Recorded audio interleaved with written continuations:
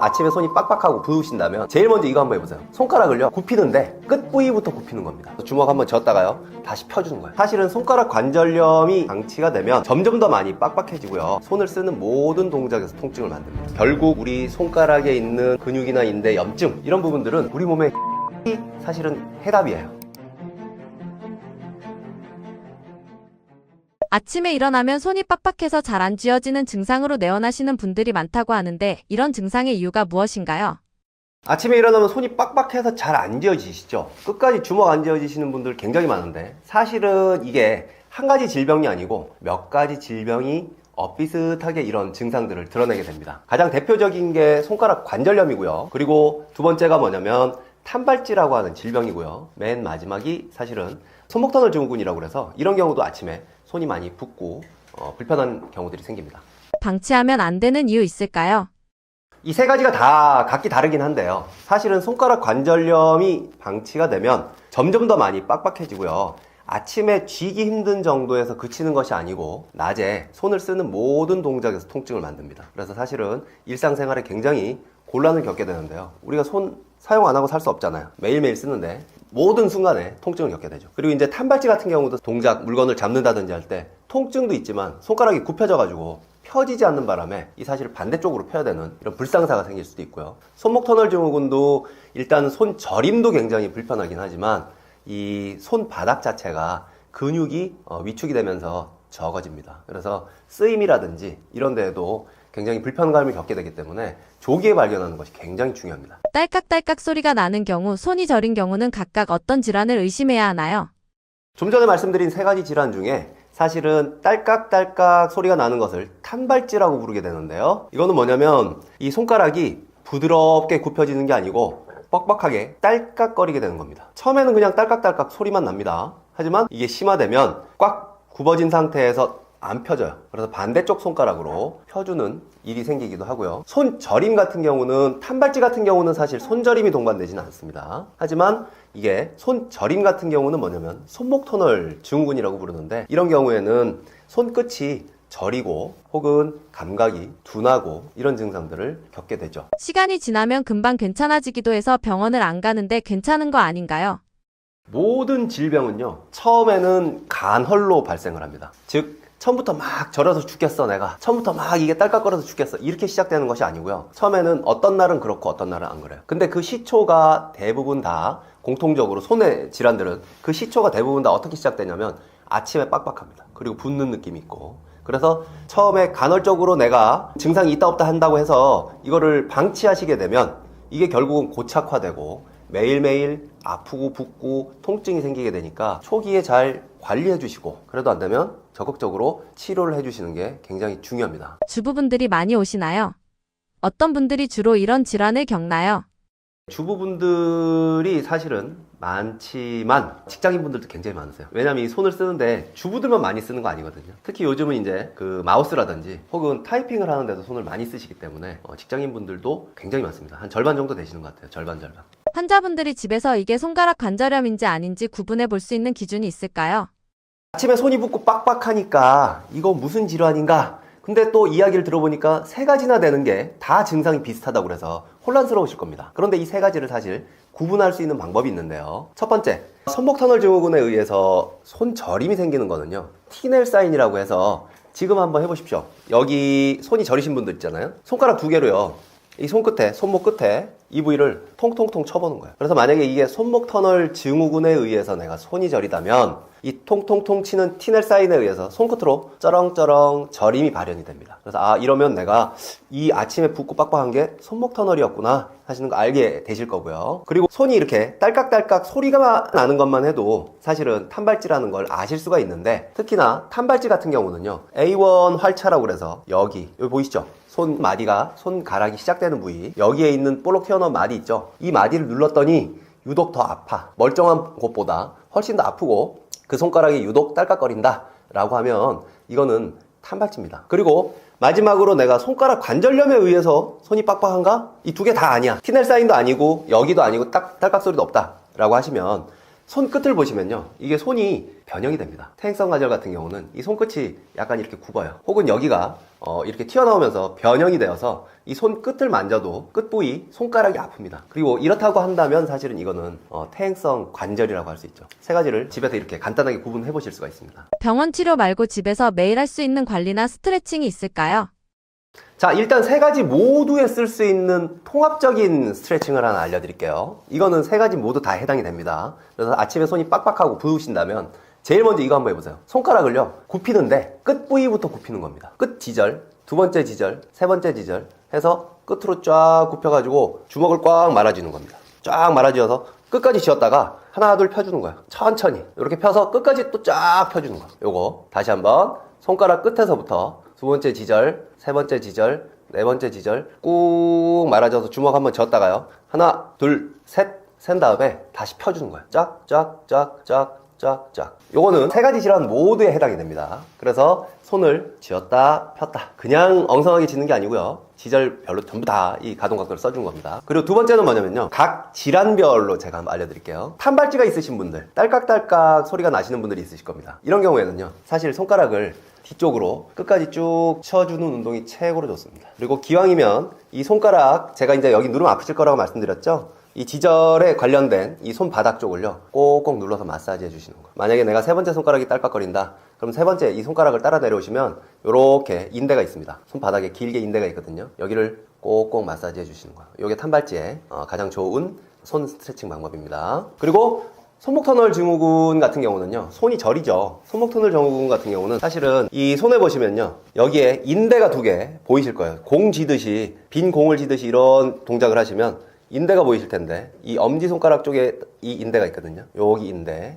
요 인대를 따라 내려와서 손 안에, 요 팔뚝 안에 이 인대를 따라 내려오면 근육이 하나 만져지거든요. 여기를 만져보시면 유독 반대쪽보다 꽤 많이 아프실 거예요, 손 저리신 분들. 그래서 요 인대에 딸려있는 이 근육을 꽉꽉 마사지 해주시면 아침에 손 저린 게 훨씬 덜해집니다. 그리고 마지막으로 손가락 관절염 같은 경우는요, 사실은 이 손등에 있는 이 모든 근육들이 긴장이 되면, 바짝 오그라들어서, 많이 써서 바짝 오그라들면 손가락 관절염을 일으킵니다. 우리 관절염이라고 하면 다들 이 관절에 생기는 염증만 생각하시는데, 사실은 이 염증이 온 이유가 있습니다. 팔을 많이 써서 이 근육이 오그라들어서 염증을 만들거든요. 그래서 원인이 되는 근육인 이 팔 위에 있는 이 근육을 꼭꼭 마사지 해주시거나, 아니면 손을 요렇게 당겨서 이 근육들을 마사지 해주시는 게 가장 좋습니다. 그래서 천천히, 숨 천천히 들이마신 다음에 내쉬면서 하나, 둘, 셋 정도 하시면 여기가 팽팽하게 스트레칭이 되는 걸 느끼실 수가 있는데, 이런 방법을 통해서 손가락 관절염을 예방도 하실 수 있고, 그리고 스트레칭도 하실 수 있습니다. 이 책 속에 이런 내용들이, 부위별 통증에 대한 스트레칭 내용들이 모두 다 들어 있습니다. 파라핀이나 따뜻한 물이 손가락 건강에 도움이 되는 이유가 무엇인가요? 그래서 요즘 파라핀 많이 하시잖아요. 그리고 혹은 따뜻한 물, 너무 좋은 방법입니다. 근데 이런 부분들이 도움이 되는 이유는 뭐냐면, 결국 우리 손가락에 있는 근육이나 인대, 염증, 이런 부분들은 우리 몸의 혈액이 사실은 해답이에요. 혈액 속에 있는 이런 물질들이 염증을 없애주고, 그리고 힐링을 도와줍니다. 그래서 이 손을 따뜻하게 해주면 혈액순환이 좋아지기 때문에 여기에 있는 염증 물질들이나 이런 문제 물질들을 해결을 해줄 수가 있는 것이죠. 그래서 따뜻하게 해주시고, 특히 아침마다 세면대 따뜻하게 물에 조물조물 해주시는 거, 파라핀 따로 구매하시려면 힘드시잖아요. 집에서 그냥 세면대 하시면 됩니다. 꼭 병원에 오셔야 하는 분들도 있을까요? 자, 수부질환들은 처음에는 증상이 매일매일 아프거나 매일매일 붓거나 하진 않습니다. 그래서 처음엔 간헐적으로 어느 날은 붓고 어느 날은 안 붓는데, 이런 경우는 제가 말씀드린 스트레칭이나 관리요법으로 굉장히 관리가 잘 되는 편입니다. 하지만 이후에 지속적으로 불편하거나 이런 셀프 관리를 통해서도 해결이 안 된다면, 그리고 이런 증상들이 한 달 이상 지속이 된다면 반드시 병원에 내원하셔서 적극적으로 치료를 하셔야 증상이 악화되는 걸 막을 수가 있습니다. 허리 디스크나 협착증 환자분들 중에서도 아침에 특히 더 불편함을 호소하는 이유가 따로 있을까요? 네, 자고 일어날 때 사실은 근육 긴장도가 굉장히 높아집니다. 우리 자고 일어나면 기지개 켜잖아요. 이게 온몸의 근육이 자는 동안 수축해 있기 때문에 본능적으로 그걸 켜는 거거든요. 근데 협착 혹은 디스크에도 염증 물질들도 사실은 밤새도록 조금 더 많이 쌓이고요. 그리고 이 협착이나 디스크가 척추 주변 근육하고 관련된 포인트들이 굉장히 많기 때문에 이 척추 주변 근육도 수축이 되면서 자運動은 수축이 되면서 아침에 일어나면 유독 더 아프다고 호소를 하시죠. 허리 통증이 있을 때 허리 말고도 반드시 같이 봐야 하는 부위들은 어디인가요? 허리에 통증이 있다고 해서 허리를 유심히 보는 경우 많죠. 대부분 그렇습니다. 그래서 이제 뭐 허리가 아프다 그러면 무조건 이제 허리에 영상 진단을 한다든지 허리에서만 답을 찾으려고 하는데, 사실은 허리의 통증이 골반이라든지 혹은 그 위에 있는 목에 기인하는 경우들도 굉장히 많습니다. 목, 특히 이제 그 골반에 이 둔부 근육의 문제들이 사실은 허리랑 같이 연관이 되어 있습니다. 그래서 엉덩이 근육에 문제가 생기면 사실은 오래 앉았다 일어나면 허리가 잘 안 펴지는 느낌이라든지 혹은 아침에 일어나면 유독 더 많이 아프다든지 이런 부분들이 디스크나 협착에도 기인하는 경우가 많지만 엉덩이 근육에 기인하는 경우 훨씬 많습니다. 그래서 위아래 부분을 다 통합적으로 살펴봐 줘야 됩니다. 운동을 할 때 허리가 아픈 분들이 가장 많이 하는 실수는 어떤 건가요? 요통을 아마 겪어보신 분들이라면 아마 아실 텐데요. 어떤 때는 앞으로 숙일 때 유독 더 아프고, 어떤 때는 보면 앞으로 숙일 땐 다 괜찮은데 젖힐 때만 아프고, 이런 특징들이 있습니다. 그 이유가 뭐냐면 허리에서 고장이 나는 근육의 종류에 따라서 사실은 특정 동작에서 더 통증을 유발을 하게 되는 것이죠. 그런데 우리가 허리에 좋은 운동하면 사실은 어느 정도 정해져 있잖아요. 그죠? 그래서 누가 이 운동하면 다 좋다더라 해서 어떤 땐 뭐 신전 운동, 어떤 땐 굴곡 운동, 이 유행이 있는데, 사실은 이 허리에 좋은 운동이라는 게 보편적으로 정해져 있는 것이 아니고요. 내가 숙일 때 아픈 사람이라면 사실은 숙이는 운동들은 좋은 운동이 아닌 거예요. 그리고 신전을 할 때, 젖힐 때 아픈 사람들은 사실은 신전, 젖혀서 하는 운동들은 현재 좋은 운동이 아닌 겁니다. 그래서 그 부분들을 잘 구분할 필요가 있는데, 허리에 좋은 운동이라고 하면 늘 어느 정도 보편화된 것처럼 이해하는 경향이 있어서 오히려 본인의 그 고장난 부위하고 맞지 않는 운동을 하면 증상을 심화시키는 경우들이 많습니다. 운동을 안 하는 것보다는 하는 게 낫지 않나요? 네, 일정 정도 운동이 관리 차원에서 도움이 되는 건 맞습니다. 하지만 안 해야 될 때가 있는데요. 그건 뭐냐면 급성으로 통증이 발생하고 나서 2주 정도는 사실 운동이 독입니다. 그리고 해당 시기에는 사실은 치료에 집중하는 것이 맞고, 그 이후에 원래 이제 할 수 있는 운동량의 50% 선부터 시작을 해서 운동을 늘려가는 것이 좋습니다. 척추관 협착이 있을 때 수술이 무조건적인 정답이 아닌 이유는 무엇인가요?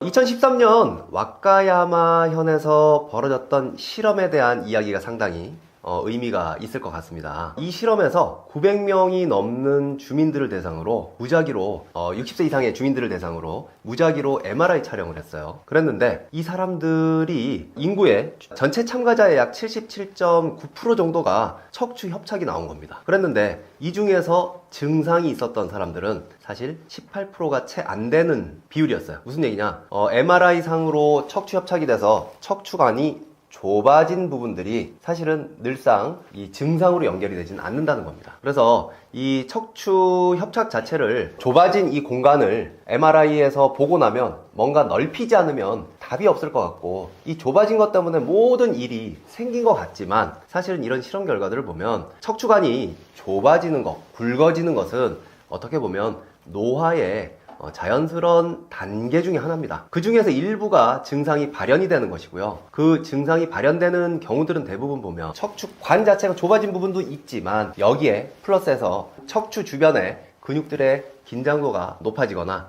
혹은 척추 주변의 근육 자체가 많이 빠지면서 약해진 경우들에 해당이 됩니다. 그래서 무조건 이제 척추관이 좁아졌다고 해서 수술을 하기보다는 일단 척추 주변의 근육들을 좀 잘 긴장도를 떨어뜨린다든지 강화를 해서 보존적으로 치료를 해보는 것이 우선이 되어야 합니다. 평소에 허리 습관을 위해서 꼭 지키고 계신 생활 습관 있으신가요?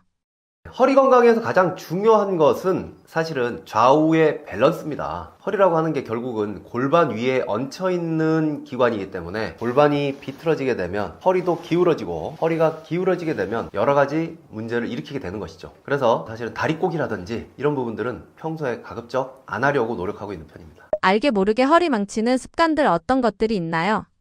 네, 허리를 망치는 가장 안 좋은 습관 대표는요, 일단은 다리꼬기입니다. 다리를 꼰다든지 뭐 팔을 갠다든지 한쪽으로 기울여 앉는다든지, 그리고 이렇게 되면 이제 허리가, 골반이 기울어지면서 허리에 문제가 생기죠. 두 번째는 뭐냐면 의자에 걸터앉기입니다. 의자에 엉덩이를 깊이 넣어서 허리를 신전시켜서 앉지 않고 걸터 앉게 되면 허리가 꾸부정하게 되잖아요. 그래서 이렇게 허리는 원래 이런 형태를 하고 있습니다. C자 형태. 그래서 얘가 꾸부정하게 앞으로 굽어지면 사실은 굉장히 취약한 구조가 돼요. 그래서 허리를 이렇게 반듯하게 세우는 게 중요한데, 그러기 위해서는 의자에 앉을 때 엉덩이를 끝까지 밀어서 넣어서 앉는 것이 중요하고요. 걸터 앉게 되면 문제가 생기죠.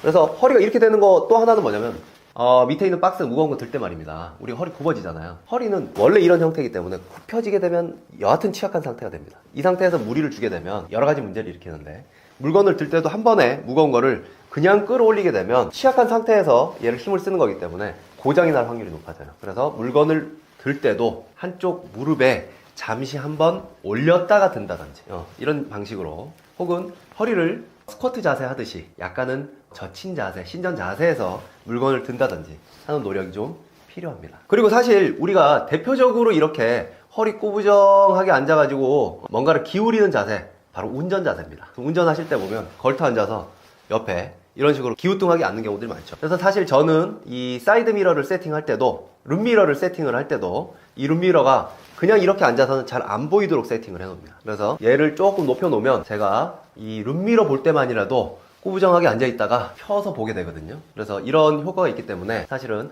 일상생활에서 하나하나 작은 세팅 하나하나가 사실은 허리를 건강하게 하는, 허리에 통증을 막는 하나의 방편이 될 수 있습니다. 그리고 허리에 대한 이런 관리 방법들은 이 책에 잘 소개가 되어 있습니다. 허리 건강을 위해 일상생활에서 바로 할 수 있는 운동은 무엇인가요? 자, 허리에서 가장 많이 고장이 나는 근육이 바로 장늑근이라고 하는 근육입니다. 우리가 왜 양말 신으려고 그러면 허리가 아파가지고 양말도 못 신는 경우들 많으시죠? 허리 근육 고장의 대다수가 이 장늑근이라고 하는 기립근에서 고장이 나는데요. 그래서 여기를 충분하게 마사지 해주는 것이 굉장히 중요합니다. 어떻게 찾으실 거냐면요, 이 엄지손가락으로요, 골반 단단한 뼈가 있잖아요. 뼈를 타고 쭉 밀고 가다 보면요, 손이 걸려서 더 이상 안 갑니다. 왜냐하면 여기 통통한 근육이 척추뼈 사이를 기준으로 해서 양쪽에 다 이렇게 통통한 근육이 있거든요.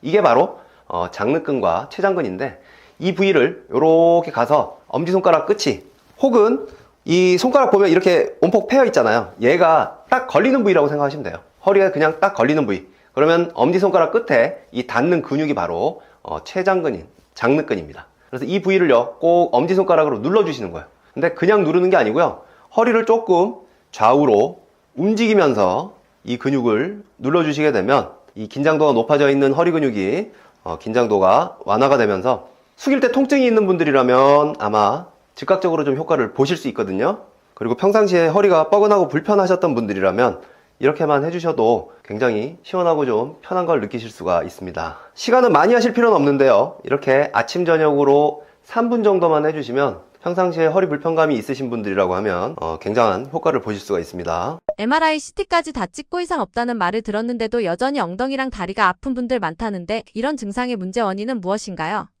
사실 허리 치료를 열심히 하고 나서, 혹은 디스크라고 진단을 받고 나서 치료를 받는데도 불구하고 엉덩이 통증이나 다리 저림이 없어지지 않는 경우들이 생각보다 많습니다. 이런 경우에는 영상 진단이 모든 것을 말해준다고 생각하지만 사실은 허리 디스크가 아니고 이상근 증후군일 수가 있습니다. MRI나 CT상에 보이는 정보들은 사실은 디스크라든지 혹은 신경은 잘 보입니다. 하지만 거기에 안 보이는 것이 한 가지 있는데, 그게 바로 근육이죠. 그래서 근육이 신경을 누를 수 있는 가능성들에 대해서 사실은 사람들이 간과하는 경우가 많습니다. 그런데 이상근이라고 하는 근육에서 이 신경이 눌리게 되면 디스크 증상과 아주 동일한 증상을 나타내게 되는데요, 이게 바로 이상근 증후군이고, 이런 경우는 사실 MRI나 CT상에서 보이지 않기 때문에 디스크로 오인되는 경우들이 상당히 자주 있습니다. 운동하다가 엉덩이 다리 저림이 생겼다는 분들도 많습니다. 이상근이 안 좋아질 수 있는 대표적인 운동이나 습관도 있을까요? 사실 이상근 증후군을 겪는 많은 분들이 과하게 운동을 하고 나서 오는 경우들이 많습니다. 특히 등산처럼 다리를 위로 많이 들어 올리는 거, 계단 오르기라든지 혹은 뭐 편측으로 쓰는 골프, 이런 부분들을 하고 나서 문제가 생기는 경우들이 많죠. 그래서 사실 이상근 자체를 안 좋게 만들 수 있는 특징적인 운동이 있는 것은 아니지만, 다리를 많이 굴곡하는 운동, 계단을 오른다든지 높은 데를 오른다든지 하는 굴곡하는 운동을 반복하고 나면 사실 이상근에 무리를 줄 수 있는 경우가 많습니다. 이상근 증후군이 있을 때 일상생활에서 이건 꼭 피해야 한다 싶은 행동이 있다면 뭐가 있을까요? 가장 대표적으로 피해야 될 동작은 다리 꼭입니다. 이상근은 골반에 들러붙어 있는 근육이기 때문에 골반이 틀어지게 되면 이상근도 틀어지면서 수축이 될 수 있거든요. 그래서 다리를 꼰다든지 혹은 한쪽으로 턱을 괜다든지 앉을 때 기울여 앉는다든지 혹은 아까 말씀드렸듯이 운동을 할 때 너무 무리하게 한쪽 다리를 높이 올리는 운동을 한다든지 이런 동작을 하시게 되면 이상근이 단축이 될 확률이 높죠. 집에서 허리보다 엉덩이 문제일 수 있겠다라고 확인해 볼 수 있는 간단한 방법과 예방 운동은 무엇인가요? 네, 간단하게 확인해 볼 수 있는 방법은 사자 다리 만들기입니다. 우리 양반 다리 하시면 다리를 이렇게 다른 쪽 허벅지 위로 정강이를 이렇게 올리시면 다리가 사자가 되잖아요. 이렇게 사자를 해보시면 만약에 왼쪽 다리가 저리다 예를 한번 들어볼게요. 그랬을 때 왼쪽 다리를 오른쪽 허벅지 위로 이 발목을 올려서 사자를 만드시는 거예요. 그래서 이 사자를 만들어 보시면 만약에 왼쪽 다리 저림이 이상근에 의해서 발생한 다리 저림이라고 하면 왼쪽 엉덩이가 상당히 당기는 걸 느끼실 수가 있습니다. 이게 이제 이상근인지 혹은 허리 디스크인지를 체크하는 그 감별 진단이기도 한데요.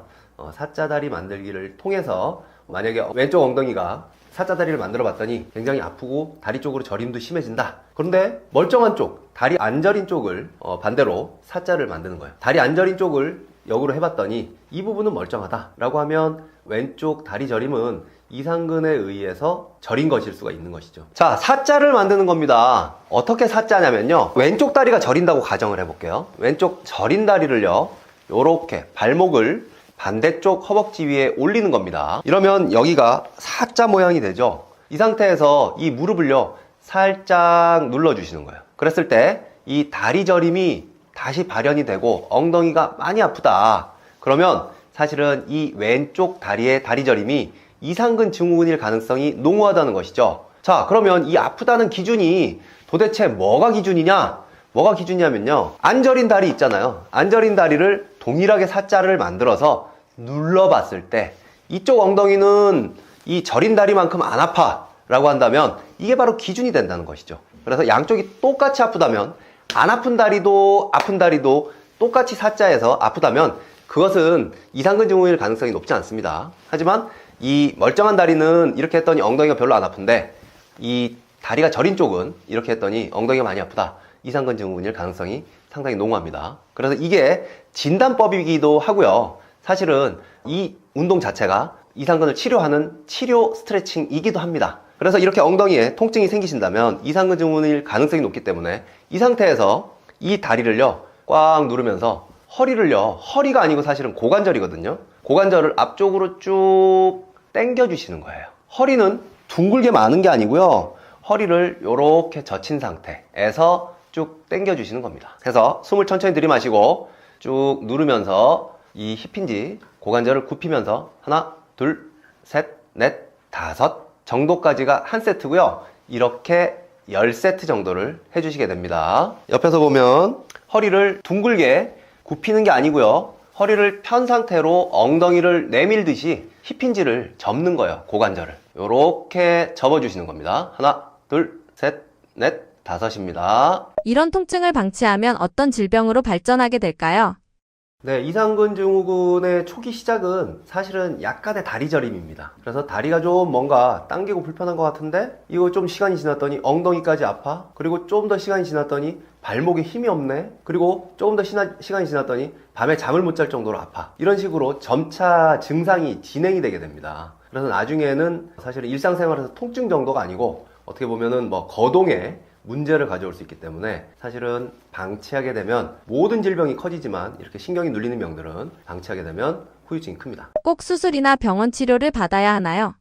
네, 이상근 증후군의 가장 우려가 되는 점은 바로 증상이 허리 디스크와 너무 동일하다는 것일 것 같아요. 그래서 보통 허리 디스크로만 진단을 받으시고 디스크 치료만 받고 오시는 경우들이 많거든요. 사실 이런 경우에 허리에 문제가 있는 것이 아니기 때문에 증상이 호전이 없을 수 있습니다. 그리고 때에 따라서는 뭐 이상근 자체를 수술을 해서 절제를 해낸다든지 이런 방법들을 쓰기도 하는데, 이 근육이라고 하는 것이 그 증상이 발현되기 전에는 이 신경 잘 안 누르고 원래 잘 지나던 부분이거든요. 근데 이제 근육이 긴장이 되면서 신경을 누른 거기 때문에 이 자체가 완전히 이 근육을 제거해야 된다든지 하는 심각한 문제는 아니라는 것이죠. 왜냐하면 그 이전에도 근육과 신경이 잘 있었고 얘들이 제갈길 가면서 잘 살았기 때문에 이 부분이 눌렸을 때 근육의 긴장도만 떨어뜨려주면 원래 상태대로, 근육은 근육대로, 신경은 신경대로 증상 없이 잘 사실 수가 있습니다. 그래서 이거를 굳이 신경 절제술, 이상근을 제거한다든지 하는 심각한 수술을 받을 필요는 없습니다. 그리고 아까 말씀드렸듯이 이제 더 큰 문제는 이거를 이상근 증후군으로 진단을 못 받고 허리 디스크로 오인해서 자꾸 허리 쪽만 치료해서 증상을 좀 심화시키는 것이 가장 중요하기 때문에 수술이나 이런 부분들도 중요하지만 사실은 정확하게 진단을 해서 치료하는 것이 중요하고, 사실 이상근 증후군 같은 경우는 치료가 아주 잘 되는 질병이거든요. 그래서 정확하게 감별 진단하는 것이 중요하다고 말씀을 드릴 수가 있겠습니다. 집에서 쉽게 할 수 있는 스트레칭 방법 있을까요? 자, 허리에서 가장 많이 고장이 나는 근육이 바로 장늑근이라고 하는 근육입니다. 우리가 왜 양말 신으려고 그러면 허리가 아파가지고 양말도 못 신는 경우들 많으시죠. 허리 근육 고장의 대다수가 이 장늑근이라고 하는 기립근에서 고장이 나는데요. 그래서 여기를 충분하게 마사지 해주는 것이 굉장히 중요합니다. 어떻게 찾으실 거냐면요, 이 엄지손가락으로요, 골반 단단한 뼈가 있잖아요. 뼈를 타고 쭉 밀고 가다 보면요, 손이 걸려서 더 이상 안 갑니다. 왜냐하면 여기 통통한 근육이 척추뼈 사이를 기준으로 해서 양쪽에 다 이렇게 통통한 근육이 있거든요. 이게 바로 장늑근과 췌장근인데, 이 부위를 이렇게 가서 엄지손가락 끝이, 혹은 이 손가락 보면 이렇게 온폭 패여 있잖아요. 얘가 딱 걸리는 부위라고 생각하시면 돼요. 허리에 그냥 딱 걸리는 부위. 그러면 엄지손가락 끝에 이 닿는 근육이 바로 췌장근인 장늑근입니다. 그래서 이 부위를요, 꼭 엄지손가락으로 눌러주시는 거예요. 근데 그냥 누르는 게 아니고요, 허리를 조금 좌우로 움직이면서 이 근육을 눌러주시게 되면 이 긴장도가 높아져 있는 허리 근육이 긴장도가 완화가 되면서 숙일 때 통증이 있는 분들이라면 아마 즉각적으로 좀 효과를 보실 수 있거든요.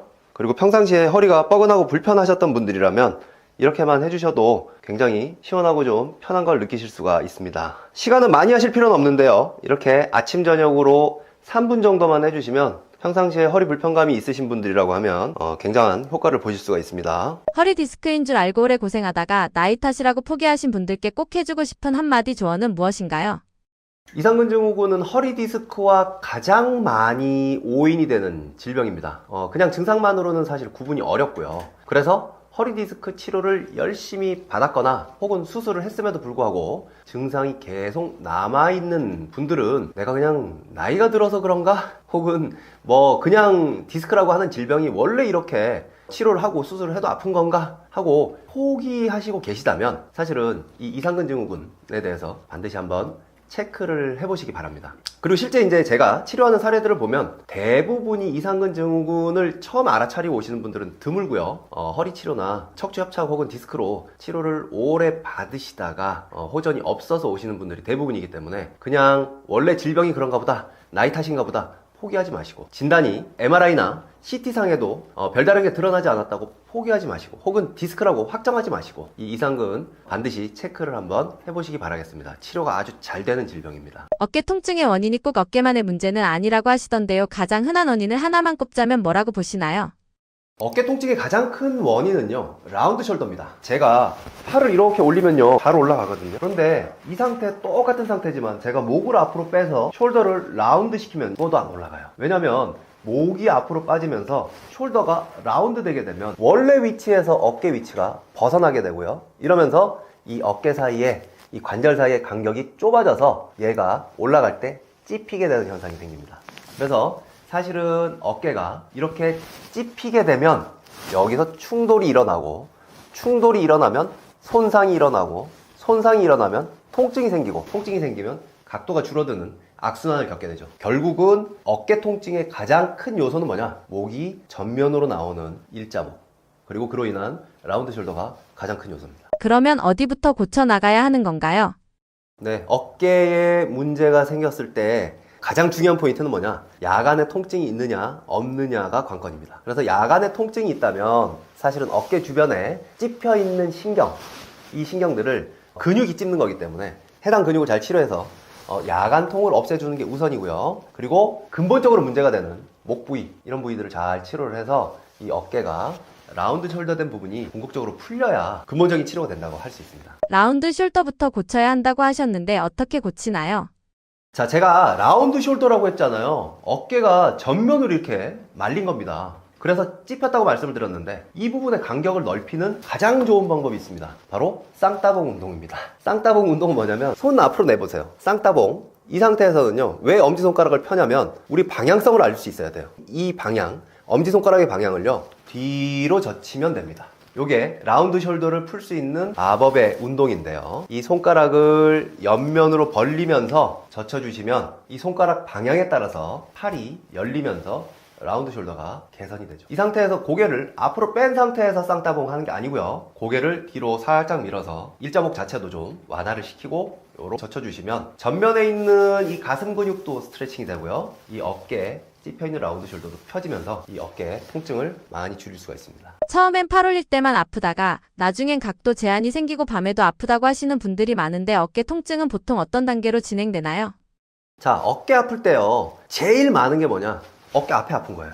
그래서 창문 닫을 때 보면 어깨 앞에 아프죠. 사실 어깨 앞에만 아플 때는요, 팔이 웬만해서 제한 없이 잘 움직입니다. 그런데 이게 오래 지속이 되면 옆에도 아프고 뒤도 아프게 되거든요. 그러면서 팔에 각도가 제한이 되고, 팔 각도가 제한이 되고 나면요, 어깨 주변의 근육들이 긴장도가 높아지기 때문에 이 야간통도 일으켜요. 그래서 어깨의 통증은 맨 처음에 뒤에서 물건을 꺼낸다든지 창문을 닫을 때 어깨 앞에가 아프다, 이미 시작된 겁니다. 그러면서 점차 옆에도 아프고 뒤도 아프다, 그러면 팔 한번 올려보세요. 다 안 올라가는 경우가 많습니다. 그리고 이 상태에서는 조금 더 지나면 밤에 자다가 이쪽으로 돌아 누워서 눌리게 되면 깨기 시작해요. 그리고 조금 더 지나게 되면 낮에도 아파서 자꾸 손으로 주무르게 되거든요. 이런 형태로 점차 통증의 위치가 변해가고 통증의 강도가 강해지고 통증의 지속되는 시간대가 밤에서 낮으로 확산이 되게 됩니다. 어깨가 아프면 주변 근육이 바싹 굳는다는 느낌인데 이유가 뭔가요? 네, 어깨 주변의 근육이 굳는 거는요, 우리 몸이 하는 보상의 힘입니다. 때로는 이 몸이라고 하는 이 기계들은요, 전체적인 기계가 망가지는 것을 막기 위해서 부분을 손상시키는 경우들이 많습니다. 무슨 얘기냐면 어깨에 라운드 숄더 때문에 간격이 좁아지면 얘들이 움직이면 자꾸 부딪혀서 더 큰 손상을 유발을 하잖아요. 그래서 그 더 큰 손상을 막기 위해서 어깨 주변의 근육들이 바짝 굳어서 각도를 제한시키는 거예요. 그래서 사실은 이 각도가 제한이 되면서 여기 빨리 치료를 해야 돼, 이 어깨가 고장이 났으니까 빨리 치료를 해야 돼 라고 하는 신호를 통증으로 보내는 것이고요. 이 부분이 해결이 안 되면 밤에까지 그 신호를 지속을 시키는 겁니다. 그래서 그 치료 방법도 사실은 역순으로 풀어가야 되는 거예요. 밤에 이제 통증이 시작되는 굳은 어깨 주변에 이 근육들을 풀고, 그리고 궁극적으로 찝혀있는 이 관절 간격을 펴기 위해서 라운드 숄더를 풀어줘야 내 몸에서 보내는 신호를 제대로 끌 수가 있는 것이죠. 진통제로 끄지 마시고요. 어깨 통증 방치하면 안 되는 이유 있을까요? 어깨가 한번 아파보신 분이라면 제 말을 잘 이해하실 텐데요. 사실 처음에는 이게 각도가 다 줄어들지 않기 때문에 되는 동작이 훨씬 많죠. 그런데 어느 순간 드라이를 하려고 팔을 들었더니 팔이 아파요. 이상하네. 끝까지 들어보니까 잘 안 돼. 뒤쪽으로는 잘 안 되는데 앞에는 그래도 각도가 나옵니다. 그런데 한 달 정도 지나니까요, 옆으로 뭔가를 들어서 하는 것도 안 돼요. 그리고 조금 더 시간이 지나면 앞으로 뭔가를 드는 것까지도 안 됩니다. 그래서 이 어깨라고 하는 기관은 사실은 몸에 있는 관절들 중에서 고장이 나면 각도 제한을 가장 많이 겪는 관절입니다. 그래서 오십견이란 말이 있잖아요. 그래서 어깨는 진행이 되면 될수록 각도가 줄어들면서 이 행동에 제약을 가져오기 때문에 처음에 전면에 아플 때, 그때가 시작이거든요. 그때부터 정확하게 치료를 하지 않으시면 사실은 추후에 상당히 곤란을 겪고, 한번 어깨가 완전하게 각도 제한이 생기면 이게 완전히 풀리는 데는, 자연적으로 풀리는 데는 사실은 1년에서 2년 가까이도 걸리게 됩니다. 그러면서 어깨 자체의 문제만이 아니고 한 부분의 각도 제한은 사실 다른 부분의 통증들을 다 연관해서 끌고 들어옵니다. 때문에 초기에 잘 치료해 주시는 거, 각도 제한이 생기기 전에 치료해 주시는 것이 가장 중요합니다. 병원 오기 전에 내 어깨가 진짜 고장난 건지 헷갈리는 분들이 많은데요. 집에서 스스로 확인할 수 있는 자가진단 방법은 무엇인가요? 지금 이 영상 보시면서 팔을 한번 올려보십시오. 어깨에 각도 제한이 오신 분들은요, 뭐냐면 팔을 위로 평소에 들어 올릴 일이 없으신 거예요. 그러니까 오십견이 오는 거거든요. 자, 지금 팔을 들었는데 내가 팔이 귀까지 안 간다? 그리고 이 앞에까지 가서 팔이 이렇게, 손은 끝까지 가 있지만 팔꿈치가 굽어져서 끝까지 간다? 라고 하시면 이미 시작된 겁니다. 그리고 제일 먼저 이 각도가 제한이 오는 곳은 뭐냐면 뒤로 젖히는 동작이에요. 요렇게 주먹을 뒤로 젖히는 동작. 요렇게 젖혔더니 왼쪽하고 오른쪽이 다르다 왼쪽은 잘 넘어가는데 오른쪽은 덜 넘어가거나 이 전면이나 후면에 통증이 생긴다 라고 하면 이미 통증이 시작된 겁니다. 그래서 이런 경우에는 사실 이 책에 이 각도 제한을 푸는 방법, 어깨를 관리하는 방법들이 잘 정리되어 있거든요. 그래서 그 부분을 충분히 따라해 보시고, 그럼에도 불구하고 각도 제한이 풀리지 않고 통증이 계속 심하다 그러면 적극적으로 치료를 하셔야 됩니다. 각도 제한은 점차 심해집니다. 집에서 혼자 할 수 있는 셀프 마사지 방법이 있다면 무엇인가요? 자, 어깨에서 제일 중요한 거는요, 소원근이라고 하는 근육입니다. 여기가 굳어지면서 사실은 야간에 통증을 만들거든요. 자, 어깨를 쭉 팔을 올리시면요, 여기 겨드랑이 바로 옆에 보면 단단한 날개뼈가 만져지실 거예요.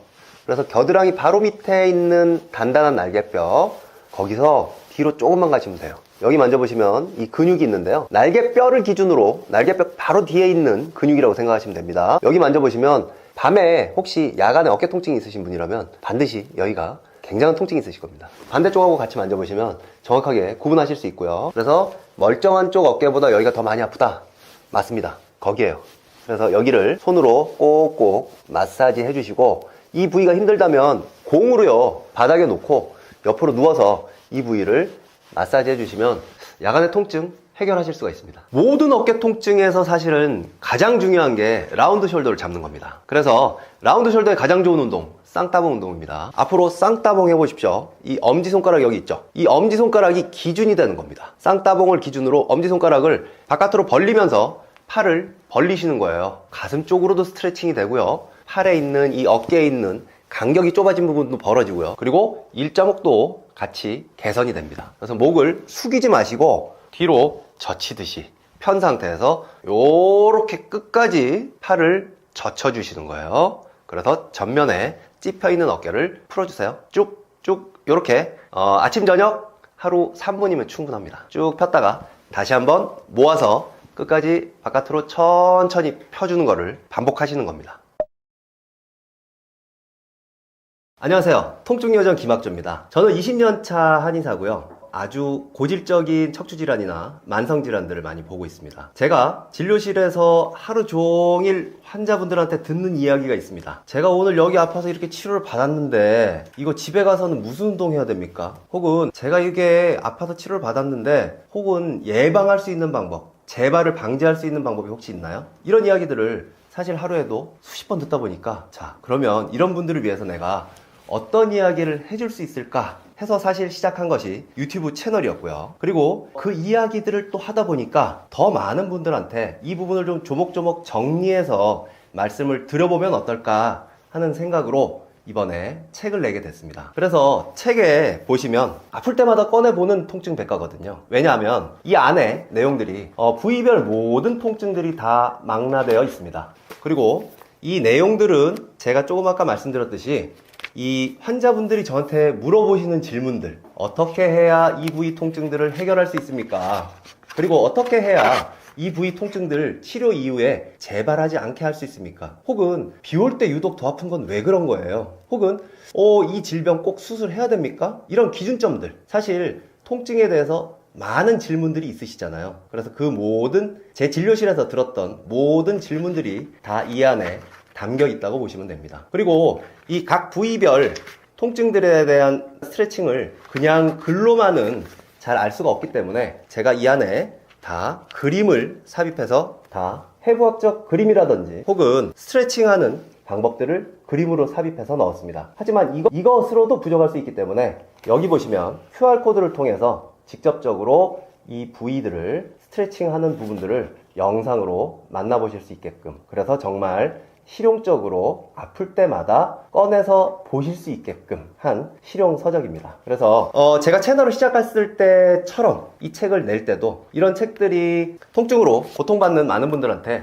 실질적으로 도움이 됐으면 좋겠다 하는 생각을 합니다. 저는 사실 제 자신을 정의를 할 때 통증으로 잃어버린 소중한 일상을 되찾아주는 사람이라고 스스로를 정의합니다. 왜냐면 심각하게 통증을 겪어보신 분들은 다들 아실 거예요. 이 심한 통증으로 인해서 직업을 잃게 되거나 가족과의 관계가 틀어지거나 혹은 우울감을 겪으면서 심리적으로 여러 가지 문제들을 겪게 되시죠. 사실 이 일상이 평범하지만 소중하다는 것은 내가 아파봐야 느낄 수 있는 겁니다. 그래서 그 부분들을 되찾아주는 사람으로서 이 부분들을 어떻게 하면 조금 더 빠르게 치료하고 재발하지 않게 할 수 있을까 하는 고민 속에 이런 책을 내게 되었습니다. 그래서 어딘가 아프신 분들이라면, 그리고 이 통증들을 어떻게 해결해야 될지 기준점이 궁금하신 분들이라면 이 통증백과를 통해서 답을 찾으실 수 있을 것 같습니다. 감사합니다. 통증요정 김학조였습니다.